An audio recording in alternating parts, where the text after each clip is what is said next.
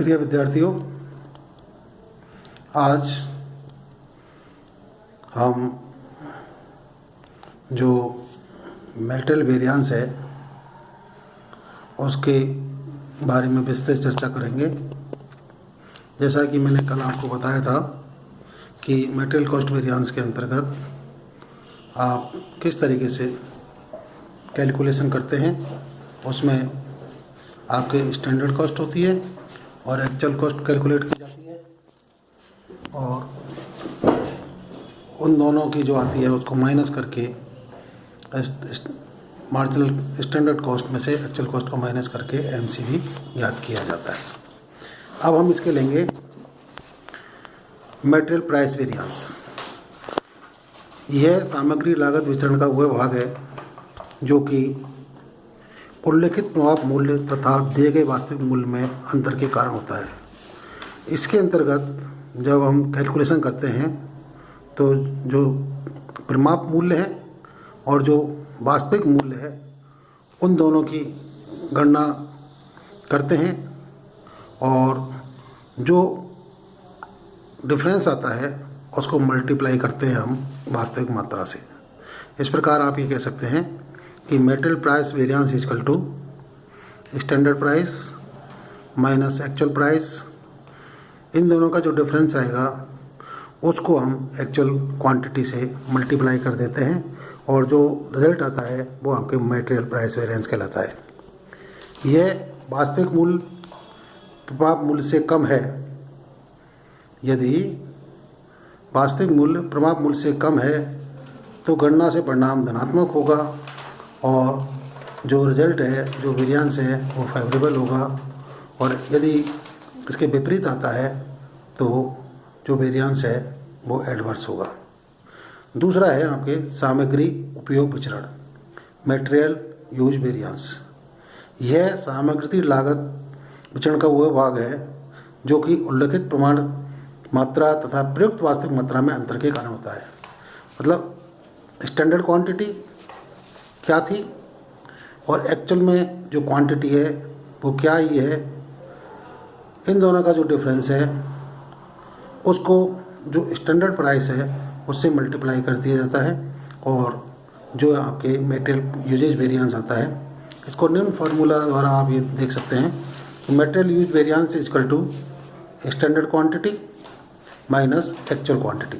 मतलब परिमाप मात्रा और वास्तविक मात्रा, इन दोनों को आप घटा देते हैं, और जो भी है रिजल्ट आता है उसको आप जो परिमाप मूल्य है, स्टैंडर्ड जो प्राइस है, उससे आप मल्टीप्लाई कर देते हैं, और वो आपके सामग्री उपयोग विचरण आता है।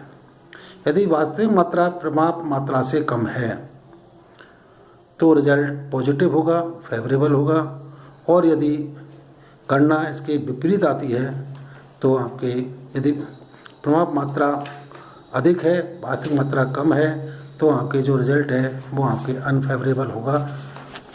तीसरा है विचरण के कारण।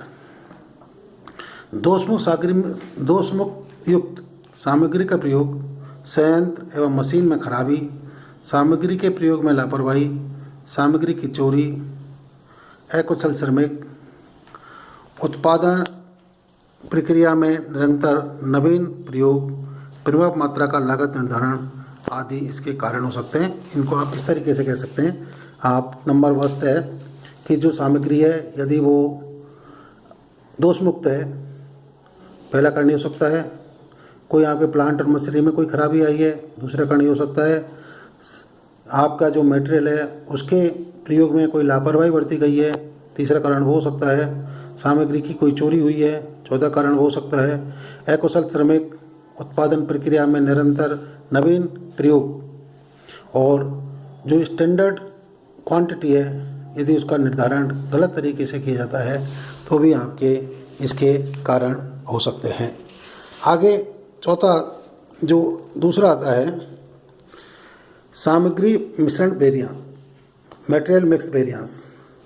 मटेरियल मिक्स वेरिएंस की गणना जो आपके करते हैं वो material mix variance equal to revised standard quantity minus वास्तविक मात्रा इन दोनों का जो डिफरेंस आएगा उसको अपन मल्टीप्लाई करेंगे स्टैंडर्ड प्राइस से।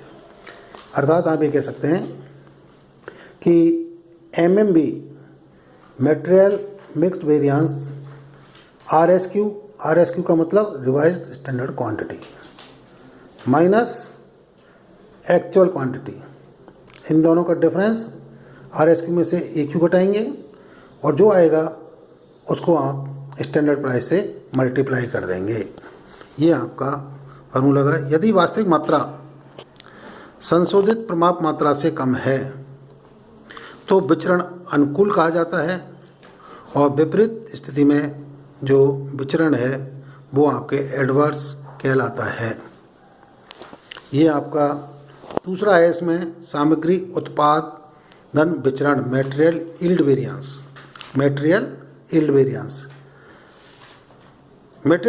की गणना जो करते हैं वो आप करते हैं वास्तविक उत्पादन माइनस परिमाप उत्पादन। वास्तविक उत्पादन में से परिमाप उत्पादन को घटाने के बाद इसको मल्टीप्लाई करते हैं प्रति इकाई परिमाप लागत।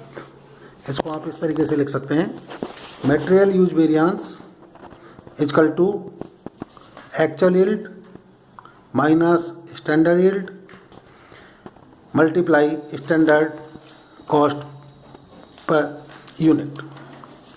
यदि वास्तविक उत्पादन परिमाप उत्पादन से अधिक है, वास्तविक उत्पादन किससे परिमाप उत्पादन से अधिक है तो गणना का परिणाम फेवरेबल होगा, तो विचरण जो वेरिएंस है वो संस्था के अनुकूल होगा। और यदि इसके विपरीत है या आप ये कह सकते हैं कि परिमाप उत्पादन वास्तविक उत्पादन से अधिक है तो यह प्रतिकूल होगा, अनफेवरेबल होगा। ये आपका रहा। इसकी हम जो प्रैक्टिकल एक्सरसाइज है वो हम कल करेंगे। आप सभी एक डिसाइड कर लें कि कौन सी किताब में से आपको प्रैक्टिकल एक्सरसाइज करनी है। आप सभी बुक लेकर के आएँ जिससे कि समय की बचत हो क्वेश्चन लिखाने में, और उसका जो सॉल्यूशन है वो हम will discuss in the next class. Thank you.